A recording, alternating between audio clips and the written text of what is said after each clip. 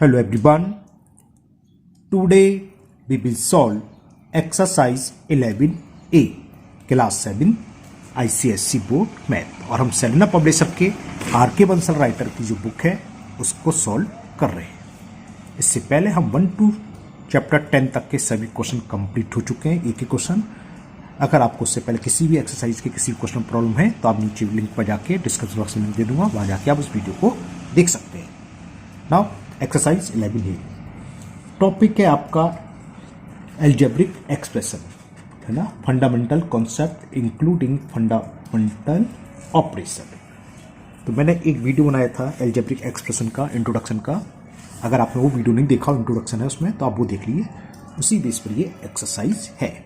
चलिए करते हैं question 1। And the question 1 is separate constant term and variables term from the following 8, x, 6xy, 6+x and so on.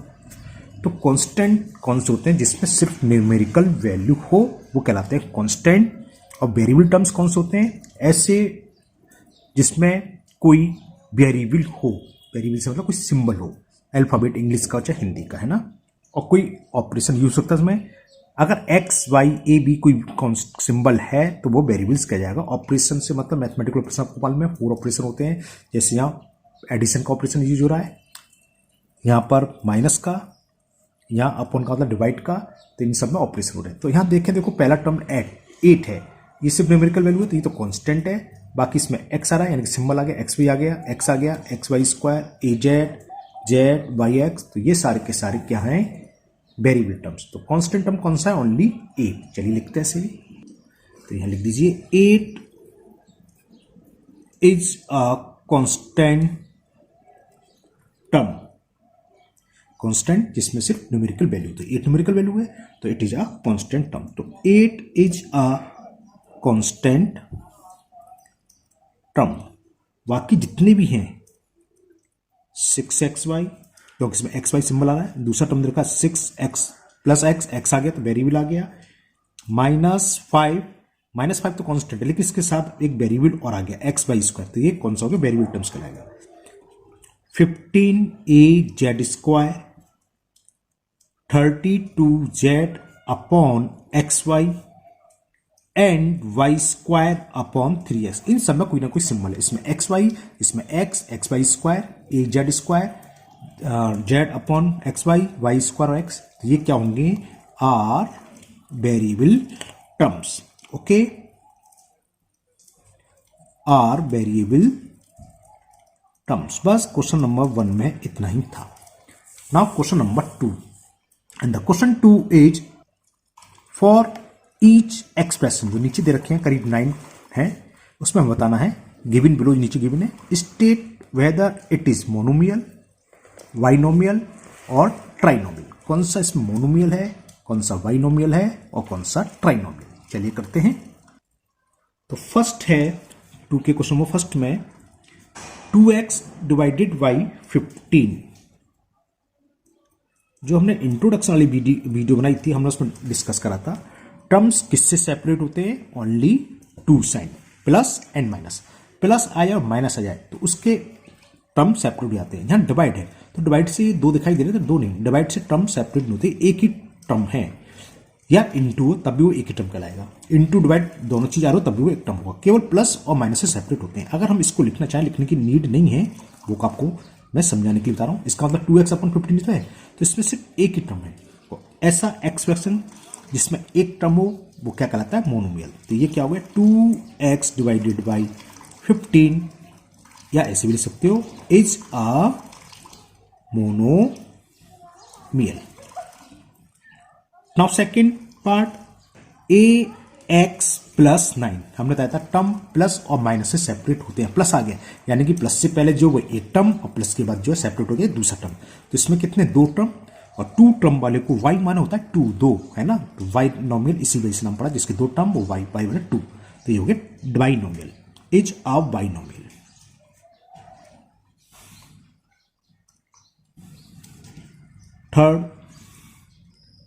Third में हमें दे रखा है 3x² इंटू 5x, एक इंटू से पहले नजर आ रहा है, एक इंटू के बाद नजर आ रहा है, 3x² और 5x, लेकिन ये सेपरेट नहीं है, अलग अलग नहीं है। क्यों? Term is always separate with addition and negative, plus और नेगेटिव साइन से, है ना। तो ये एक ही टर्म माना जाएगा। इसको अगर सॉल्व करेंगे तो वैसे क्या आंसर आएगा इसका? 3 5 या 15, x² इंटू एक्स 15x3, एक ही हुआ। कोई नीड नहीं है सॉल्व करने की, केवल समझा रहा हूँ आपको, केवल लिखना है। ये प्लस हो माइनस हो तब तो टर्म अलग है, इंटू और डिवाइड तो एक ही टर्म है। तो एक ही टर्म में एक टर्म वाले को ऊपर आया था, तो ये कैसा है? Is a monomial. Now fourth part, 5 + 2a - 3b। अब यहाँ प्लस भी आ गया, माइनस भी, प्लस से टर्म सेपरेट हो गए, एक ही 2। अब 2a क्या, फिर माइनस आ गया, तो ये टर्म भी अलग हो गया, क्योंकि माइनस प्लस से सेपरेट होते हैं, अलग होते हैं। तो 1 2 3, there are 3 term in this expression, so it is called trinomial. Tri का मतलब 3, तो 3 टर्म वाले इसको मतलब ट्राइनोमियल। तो इसे क्या हो गया? Is a trinomial. Okay, now fifth part. Fifth part में हमें दे रखा है 2y - 7/3z divided by x। तो इसमें कितने टर्म नजर आ रहे हैं? माइनस प्लस, देखो एक ही जगह आ रहा है, माइनस प्लस तो क्या नहीं रहा, तो माइनस से पहला एक टर्म और माइनस के बाद वाला एक टर्म। तो ये कितना हुआ? एक टर्म, ये एक ही 2 टर्म। 2 टर्म वाले को क्या बोलते हैं? Is a binomial. ये कोई नीड नहीं है कि आप 2y - 7z/3x लिखा, कोई जरूरत नहीं है। जो मैंने ऊपर लिखा था ये तो मैंने आपको केवल समझाने के लिए लिखा था कि देखो एक ही तो टर्म है, माइनस प्लस से टर्म सेपरेट होते हैं और इनटू और डिवाइड से सेपरेट नहीं होते। ओके, तो ये हो गया binomial because there are 2 term. Now next part, देखो यहां पर हमें खाली क्लासिफाई करना था कौन सा मोनोमियल है, बाइनोमियल, ट्राइनोमियल, है ना। जब अपॉन में x हो तो ये एक्सप्रेशन नहीं होता है, एक्सप्रेशन क्या पॉजिटिव पावर होती है, जिसमें 3 टर्म होते हैं उसको हम ट्राइनोमियल, जिसमें 2 टर्म होते हैं बाइनोमियल। यहाँ केवल एक जनरली पूछा 2 टर्म वाले को क्या बोलेंगे, 3 टर्म वाले को क्या बोलेंगे, है ना। इसलिए क्योंकि आपका पहली बार पढ़ रहे हैं, आपकी प्रैक्टिस कराई जा रही है। Now 6th part, and the 6th part is 3p into Q divided x।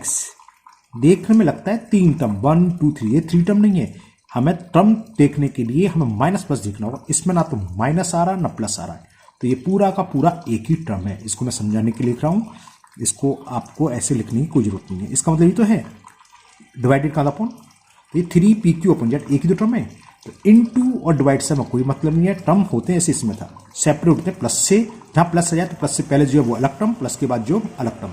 इसी तरह माइनस का साइन आया तो माइनस से पहले का अलग टर्म, माइनस के बाद का अलग टर्म। तो इसमें 3 टर्म्स हैं, लेकिन इसमें इनटू डिवाइड सेपरेट नहीं होंगे, तो ये एक ही टर्म है, सिंगल टर्म है। और सिंगल टर्म वाले को बोलते हैं, क्या बोलते हैं? मोनोमियल। मोनोमियल कहां से बना? मोनोपोली से। मोनोपोली सुना होगा कि इसकी मोनोपोली चल रही है, एक ही सिक्का पूछ रहा है, एक ही लोग, तो एक ही टर्म वाले को मोनो, है ना, तो monomial. Now 7th part, and the 7th part is 12z divided 5x + 4। Minus का साइन है नहीं है, प्लस का साइन है, मिल गया। तो प्लस से पहले एक टर्म, प्लस के बाद ये दूसरा टर्म, तो 2 टर्म हो गए। 2 टर्म वाले को क्या बोलते हैं? Binomial. It is a binomial. Now 8th part, in 8th part 12 - 5z - 4। ये थोड़ा क्वेश्चन अच्छा है। कैसे? अच्छा, मैं आपको एक आधा मिनट का समय देता हूं, बताइए ये क्या है, कितने टर्म है? क्या बोले आप लोग? 3 टर्म्स, है ना। हाँ, क्यों?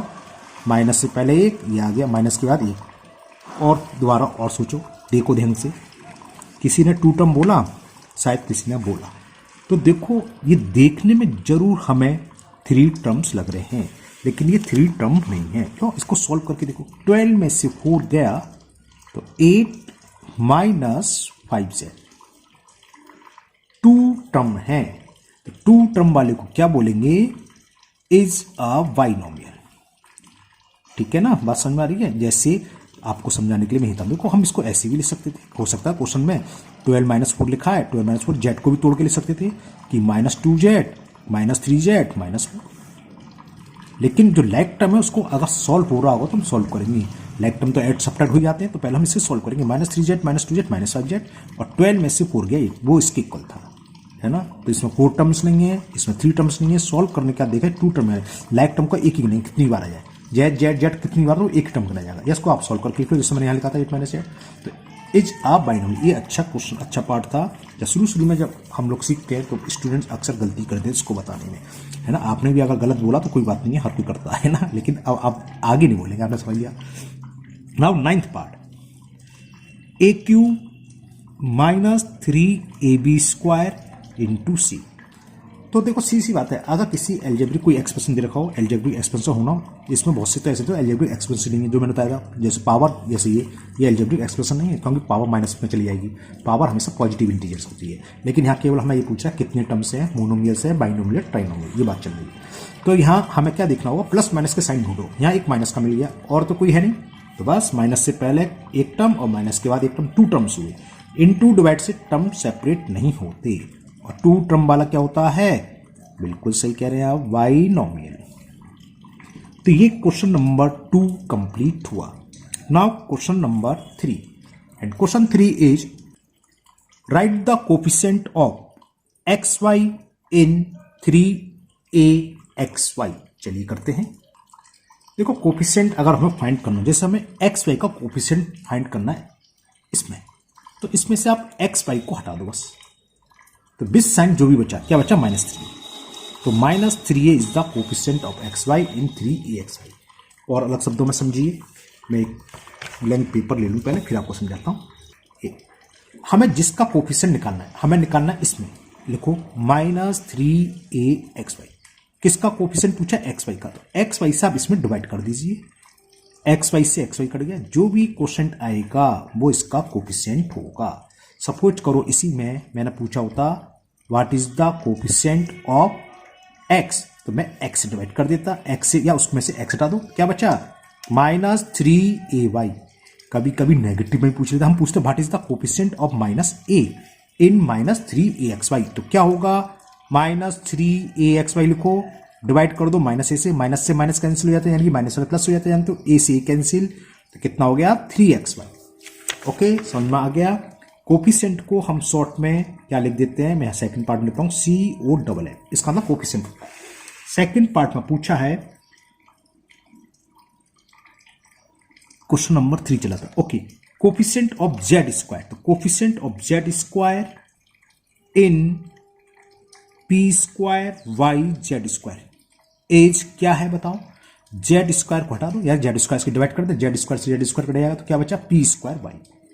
तो इसमें इसका कोफिशिएंट क्या है, P²Y। समझ में आ रहा होगा, सिंपल क्वेश्चन है। जो लगेगा मेरे को अलग से, वो मैं अलग पेपर पर सॉल्व करके दिखाऊंगा आपको। थर्ड पार्ट, कोफिशिएंट पूछा है, coefficient of MN in -MN। As क्या होगा, देखो MN में पूछा है -MN में, तो MN से डिवाइड कर देंगे, MN से M कट गया 1 बार, तो -1, तो कितना हुआ, as -1। Now fourth part, coefficient of 15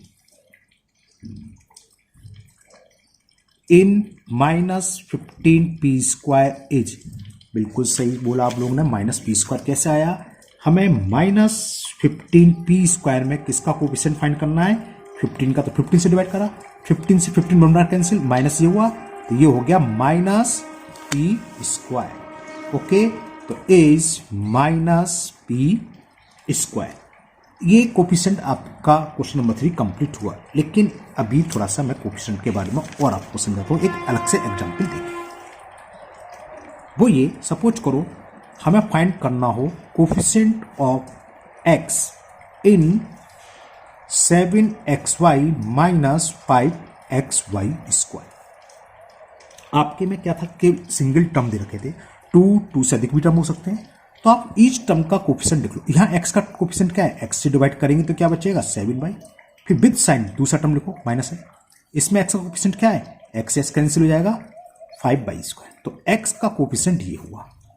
तो सिंगल, क्योंकि आपका भी अभी सिखाएगा तो एक ही टर्म दे रखा है, एक से अधिक टर्म भी हो सकते हैं, जैसे मैंने एग्जाम्पल दिया 7xy माइनस 5xy स्क्वायर। इसमें x का कोफिशिएंट और लिख लो, हो सकता और दिया होता कि abx तो प्लस ab और लिखते क्योंकि x डिवाइड कर दे, तो ये पूरा कोफिशिएंट हुआ x का।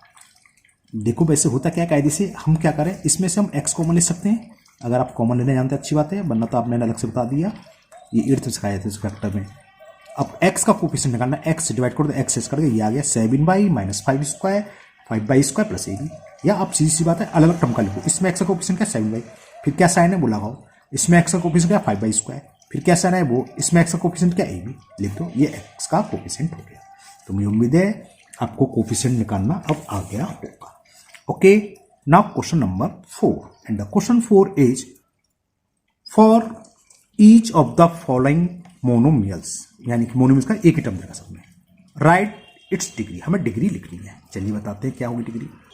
तो देखो डिग्री होती है वेरिएबल की पावर, जैसे अभी समझाएंगे जब आपको समझ आएगा। डिग्री ऑफ 7y, इसमें वेरिएबल क्या है y की कितनी पावर है, कुछ नहीं यानी कि 1, इसका मतलब ये तो होता है, तो ये इसकी पावर हो गई 1 मैक्सिमम, तो इसकी डिग्री हो गई 1। डिग्री ऑफ 7y इज 1, लेकिन अभी नहीं, अभी आपको समझेंगे एक दो सवाल जब आपको समझ में आएगा। सेकेंड पार्ट में दे रखा है माइनस एक्स स्क्वायर वाई, तो degree of minus x square y is, अब एक टर्म में जितने भी वेरिएबल हैं, यहाँ 2 वेरिएबल्स हैं एक्स और वाई, एक्स की पावर कितनी है 2 और वाई का मतलब वाई की पावर 1, तो इन दोनों पावर को ऐड करेंगे, 2 + 1 कितना 3, वो इसकी डिग्री कहलाएगी। वैसे ऐड नहीं होते हैं, डिग्री के केस में हम वेरिएबल की पावर को ऐड करेंगे एक टर्म की, है क्या आपके सिंगल टर्म देखें, इसको भी समझाऊंगी, बहुत सारे टर्म हो सकते हैं, नेक्स्ट क्वेश्चन में है, तो हर टर्म की हम डिग्री निकालेंगे, मतलब हर टर्म की पावर को ऐड करेंगे, जिस टर्म में सबसे अधिक पावर होगी वो उसकी डिग्री कहलाती है। यहाँ तो एक ही टर्म है, तो 3 से अधिक कहीं कोई टर्म ही नहीं है, तो ये इसकी डिग्री हो गई। थर्ड पार्ट इसका देखिए, थर्ड पार्ट में दे रखा है, पहले मैं लिख लूं, degree of x y squared z, तो क्या होगी देखो, एक्स की पावर 1, वाई की पावर 2, जेड की पावर 1, तो इन पावरों को ऐड कर दो, 1 ये 2 ये 1 ये, कितना हो गया 4, तो इसकी डिग्री हो गई 4। ओके, ना फोर्थ पार्ट, तो यहां दे रखा है -9y स्क्वायर्ड जेड क्यूब, इस टर्म की डिग्री क्या होगी, तो यहां y की पावर कितनी 2, जेड की पावर 3, 2 + 3 5, तो डिग्री इसकी हो गई 5। Now fifth part, degree of, fifth part में जो हमें दे रखा है मोनोमियल 3m⁻³ एंड r⁻⁴, तो बताइए क्या होगी, बिल्कुल सही बताया सभी ने, 3 + 4 7। एंड द लास्ट 6 पार्ट, इसमें हमें डिग्री बतानी है मोनोमियल, और वो टर्म दे रखा हमें -2p²Q3R4। यहाँ कांस्टेंट से कोई मतलब होता नहीं, अब कांस्टेंट की डिग्री जोड़ दो, वेरिएबल से मतलब होता है, यहाँ पावर 2, यहाँ 3, यहाँ 4, ऐड करो जरा, 4 3 7 7 2 9, तो इसकी डिग्री हो गई 9। ओके, तो आज के वीडियो में ये 4 क्वेश्चन ही हम कंप्लीट करते हैं, नेक्स्ट क्वेश्चन, आगे के जितने भी क्वेश्चन है वो नेक्स्ट वीडियो में कंप्लीट हो जाएंगे। मुझे उम्मीद है ये चारों क्वेश्चन आपको बहुत अच्छे से समझ में आ गए होंगे। फिर भी अगर आपको लगता है किसी क्वेश्चन कोई डाउट है, कोई है ना, कोई प्रॉब्लम है, तो आप कमेंट बॉक्स में कमेंट करें, मैं उसको दूर करने की पूरी कोशिश करूँगा। अगर आप लोग पहली बार चैनल पर आए हैं तो चैनल को सब्सक्राइब करना भूलें, साथ ही साथ बेल आइकन जरूर प्रेस करें, जिससे आगे जो भी वीडियो अपलोड होगी उसका नोटिफिकेशन आपको मिल जाएगा, वो वीडियो आपकी मिस नहीं होगी। इस वीडियो को अपने दोस्तों को भी शेयर करें, जिससे कि वो भी इसका फायदा उठा सकें। फिर मिलते हैं नेक्स्ट वीडियो में। Thank you, have a nice day.